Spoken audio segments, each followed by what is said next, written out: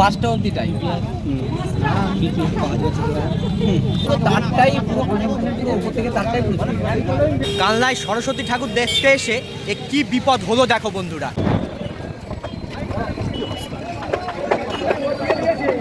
নমস্কার বন্ধুরা, এন্টারটেন বাংলা চ্যানেলে সকলকে জানাই স্বাগত। বড়দেরকে অনেক অনেক প্রণাম আর ছোটদেরকে অনেক অনেক ভালোবাসা। আমার লাস্ট ভিডিওয়ে তোমাদেরকে দেখিয়েছিলাম হুগলি জেলার মগরার ঐতিহ্যপূর্ণ সরস্বতী পুজো। তো আজকে আবার আমি চলে যাচ্ছি আর একটা জায়গায়, সেটা হচ্ছে বর্ধমানের কালনা শহরে। সেখানকার সরস্বতী পুজোও কিন্তু খুব জাঁকজমকভাবে পালন করা হয়। তো আজকে আমি চলে যাচ্ছি কালনার সেই ঐতিহ্যপূর্ণ সরস্বতী পুজো দেখতে এবং তোমাদেরকেও দেখাতে। তো বন্ধুরা, ভিডিওটা স্কিপ না করে তোমরা দেখতে থাকো। আর ভিডিওটা দেখে যদি তোমাদের ভালো লেগে থাকে অবশ্যই একটা লাইক করে দিও আর কমেন্ট করে জানিও যে তোমাদের কেমন লাগছে। তো চলো বন্ধুরা, শুরু করা যাক আজকের ভিডিও। চলো বন্ধুরা, তোমাদেরকে আগে বলে দিই তোমরা কালনায় কিভাবে পৌঁছাবে। যদি তোমরা কেউ হাওড়া বা কাটোয়ার দিক থেকে আসো তবে হাওড়া কাটোয়া লোকাল ধরে তোমরা খুব সহজেই পৌঁছে যাবে কালনায়।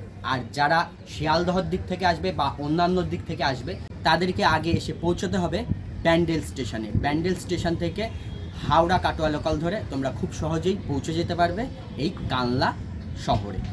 দেখো বন্ধুরা, উঠে পড়েছি ট্রেনে। ট্রেন ছুটে চলেছে কালনার দিকে। তবে কালনা স্টেশনে ঢোকার আগেই দেখো অবস্থা কি বাইরের।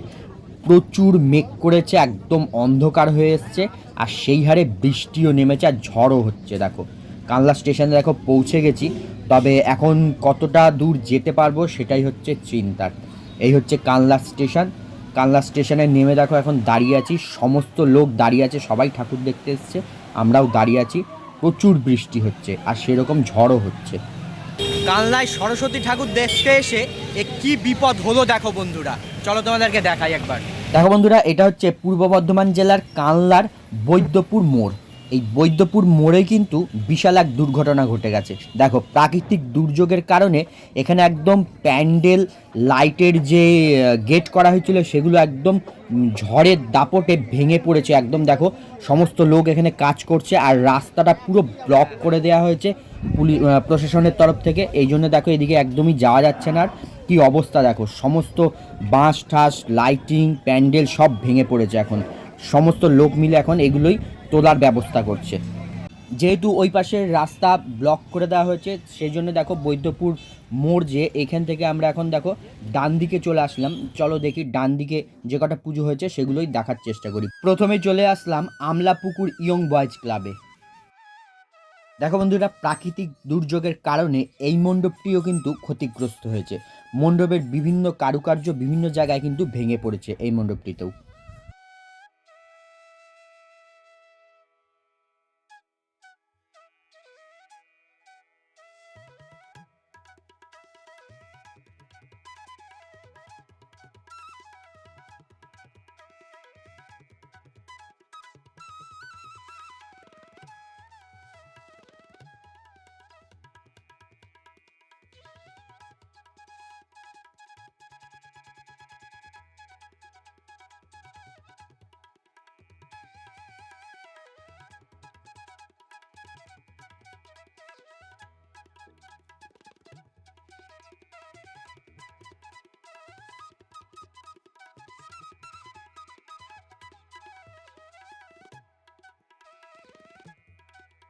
দেখো বন্ধুরা, পুজো প্রাঙ্গণে যে মেলা বসেছে কি অবস্থা হয়েছে, সমস্ত ছিঁড়ে একদম ওলটপালট হয়ে গেছে।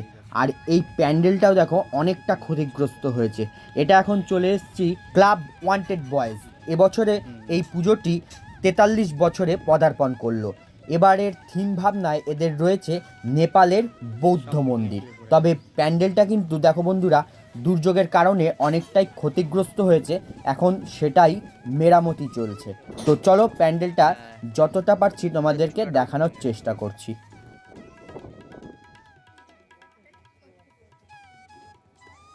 দেখো বন্ধুরা, এখানেও মণ্ডপে ঢোকার আগেই যে প্রবেশদ্বার সেইখানেও দেখো এখানে যে কারুকার্যগুলো রয়েছে সেগুলো ভেঙে পড়েছে।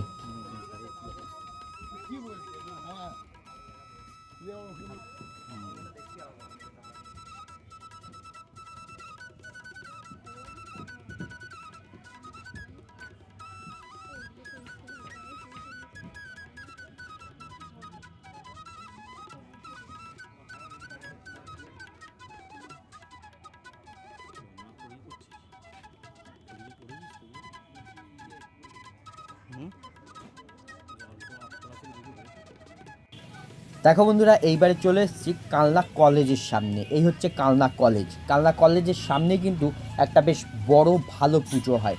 তো চলো সেই পুজোটা আমরা এখন দেখে নিই। দেখো বন্ধুরা, চলে এসেছি কালনা কলেজের সামনে ত্রিধারার পুজো মণ্ডপে। এবছরে এখানকার থিম হচ্ছে রাজস্থানের জৈন মন্দির। এই মণ্ডপটিও কিন্তু প্রাকৃতিক দুর্যোগে ক্ষতিগ্রস্ত। খুলবে না কেন এখন? মানে কি, মানে এই ঝড় বৃষ্টির জন্য নষ্ট হয়েছে নাকি?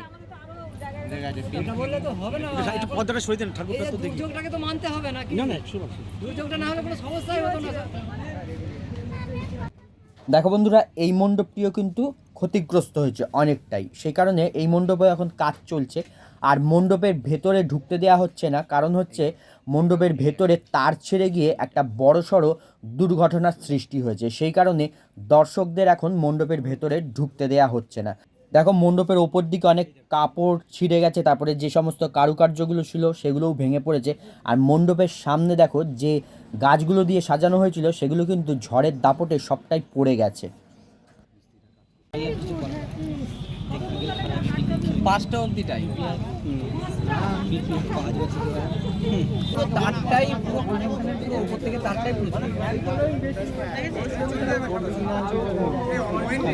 প্রবল ঝড় বৃষ্টির কারণে এখনো পর্যন্ত যে কটা পুজো মণ্ডপে গেছি সব কটাই মোটামুটি ক্ষতিগ্রস্ত। তা দেখা যাক এখনো আর কটা দেখতে পারি। প্রত্যেকটা পুজো মণ্ডপেই এখন কাজ চলছে, মানে সারাই করা হচ্ছে। সেই কারণে মণ্ডপগুলোতে নো এন্ট্রি রয়েছে, সেই কারণে ঢোকা যাচ্ছে না, মণ্ডপের ভেতরটা দেখা যাচ্ছে না। তো তোমরা আমার সঙ্গে থাকো, আমি যতটা দেখতে পারবো তোমাদেরকেও দেখাবো। দেখো বন্ধুরা, এইখানেও এই পুজো মণ্ডপটা পুরোটাই ভেঙে পড়েছে। দেখো, এটা হচ্ছে কালনা বারুইপাড়া মিতালি সংঘের পূজা মণ্ডপ। এর বিশেষ কিছু আকর্ষণ ছিল, তবে প্রাকৃতিক দুর্যোগের কারণে এই মণ্ডপটা পুরোপুরি ক্ষতিগ্রস্ত হয়েছে, পুরোটাই ভেঙে গেছে। এখন সেসবেরই ঠিকঠাকের কাজ চলছে। দেখো, এই মণ্ডপটা হয়তো আর দেখানো সম্ভব হবে না, কারণ হচ্ছে এটা একদমই ভেঙে গেছে। দেখো, একদমই অবস্থা খারাপ। দেখো বন্ধুরা, এবারে চলে আসলাম ক্লাব উন্মেষে। এই বছরের উপস্থাপনা হচ্ছে একটি বৌদ্ধ মন্দির। তো চলো বন্ধুরা, এই মণ্ডপটা মোটামুটি ঠিকই রয়েছে, আমরা এই মণ্ডপটা এবারে দেখে নিই।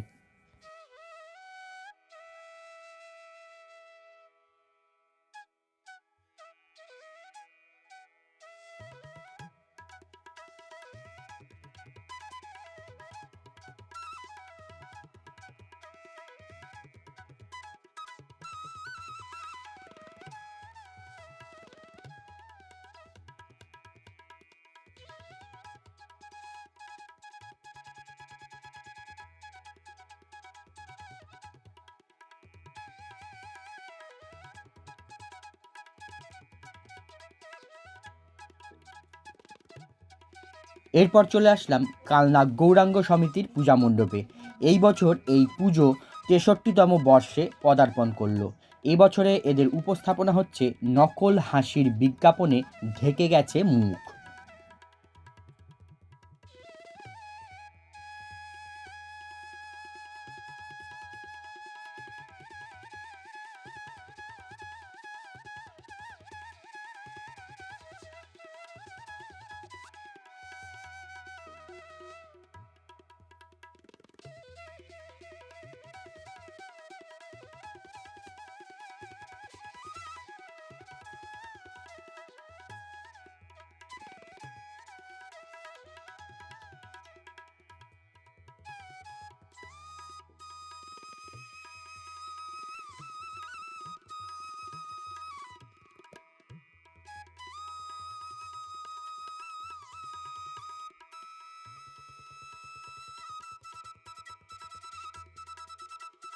এরপর চলে আসলাম কালনার নেতাজি তরুণ সমিতির পূজা মণ্ডপে। বাগদেবীর আরাধনায় নেতাজি তরুণ সমিতির উপস্থাপনা। বিষ্ণুর 10 অবতারের অন্যতম বরাহ অবতারের আরাধনা করা হয় দক্ষিণ ভারতের কোলা উৎসবে। দক্ষিণের সেই রীতিকে মণ্ডপ ভাবনায় ফুটিয়ে তোলার প্রচেষ্টা করা হয়েছে এই বৎসর। এই বছরে এদের নিবেদন হচ্ছে কান্তারা। দেখো বন্ধুরা, মণ্ডপটি সজ্জিত করা হয়েছে হোগলা পাতা, খড়, বেত, আঁক, তারপরে মাটির বিভিন্ন জিনিসপত্র ও ছৌ নাচের বিভিন্ন মূর্তি দিয়ে।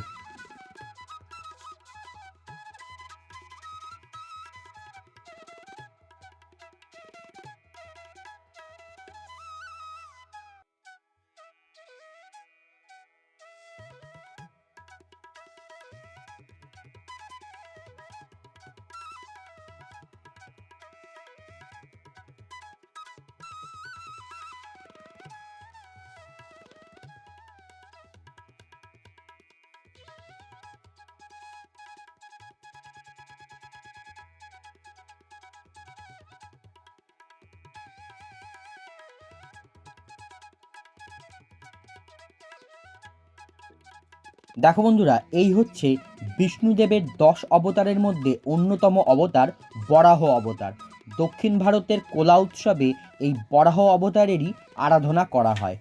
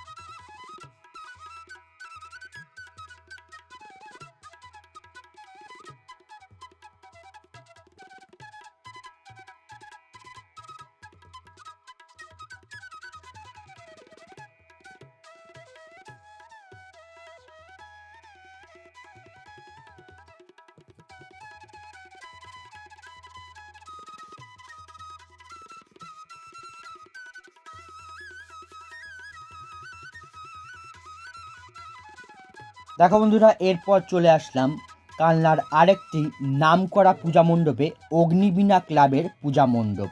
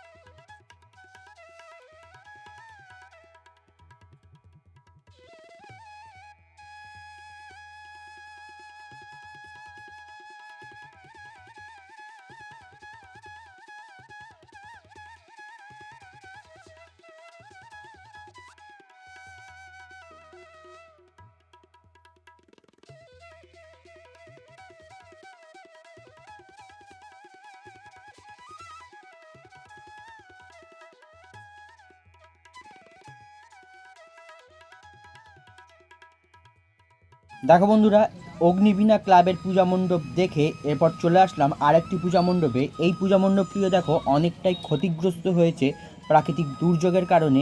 এখন এই মণ্ডপের মেরামতির কাজ চলছে, আর মণ্ডপটিতে বিদ্যুৎ সংযোগ বিচ্ছিন্ন হয়ে গেছে। তো চলো, যতটা পারছি তোমাদেরকে দেখানোর চেষ্টা করছি, তোমরা দেখতে থাকো।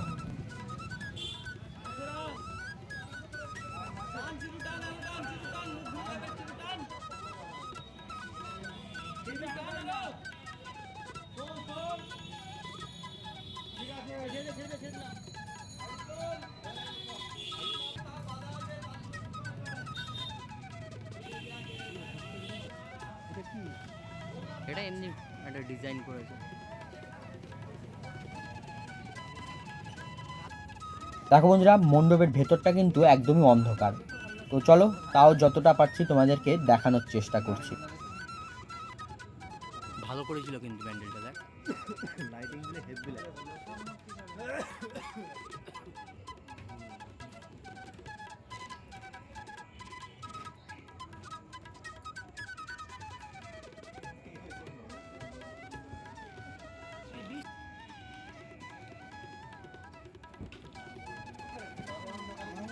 মণ্ডপের ভেতরটা তো খুবই সুন্দর, তবে অন্ধকারের জন্য ভালো করে দেখা গেল না। আর মণ্ডপের বাইরে দেখো যে মেন পুজোটা হয়েছে সেটা কিন্তু এই বাইরেটাই হয়েছে। এখানে একটা কাঠের বা বেতের একটা সিংহাসন রয়েছে, তার উপরে মা সরস্বতীর পুজো হয়েছে এই বটগাছতলায়। তো বন্ধুরা, সরস্বতী পুজোর দ্বিতীয় দিনে এসছিলাম কানলায় সরস্বতী পূজা পরিক্রমায়। তো কানলায় প্রবল দুর্যোগের কারণে বেশিরভাগ পুজো মণ্ডপই ক্ষতিগ্রস্ত অবস্থা। তাও এই দুর্যোগের মধ্যে আমি যে কটা পারলাম মণ্ডপ দেখলাম আর তোমাদেরকেও দেখানোর চেষ্টা করলাম। তো বন্ধুরা, এই ভিডিওটা তোমাদের কেমন লাগলো অবশ্যই কমেন্ট করে জানিও। আর যদি ভালো লেগে থাকে অবশ্যই একটা লাইক করে দিও, আর ভিডিওটা বেশি বেশি করে শেয়ার করো। আর যে সকল বন্ধুরা আমার চ্যানেলে নতুন আছো তারা আমার চ্যানেলটা সাবস্ক্রাইব করে আমার পাশে থেকো। তো আজকের মতন ভিডিওটা এখানেই শেষ করছি। দেখা হচ্ছে পরবর্তী নতুন কোনো ভিডিও। সবাই ভালো থেকো, সুস্থ থেকো, হাসি খুশি থেকো। টাটা।